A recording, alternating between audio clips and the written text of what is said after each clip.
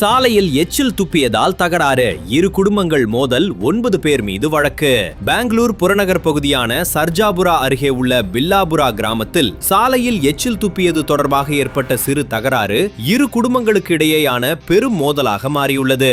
பில்லாபுரா கிராமத்தைச் சேர்ந்த முனியம்மா என்ற மூதாட்டி தனது வீட்டின் முன் அமர்ந்து வெற்றிலை பாக்கு போட்டுக் கொண்டிருந்தார். அப்போது அவர் சாலையில் எச்சில் துப்பியதாக கூறப்படுகிறது.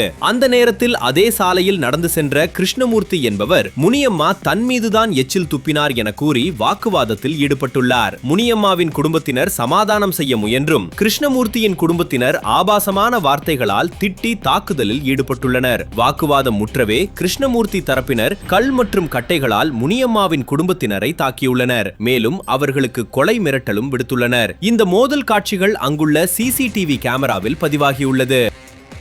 இந்த தாக்குதல் குறித்து முனியம்மாவின் மருமகள் சுமா அளித்த புகாரின் அடிப்படையில் 9 பேர் மீது சர்ஜாபுரா போலீசார் வழக்கு பதிவு செய்துள்ளனர். விசாரணை நடத்தி வருகின்றனர். மேலும் இதன் சம்பந்தமாக ஏற்கனவே நிலப்பிரச்சனை காரணமாக முன்விரோதம் இருந்ததாக கூறப்படுகிறது.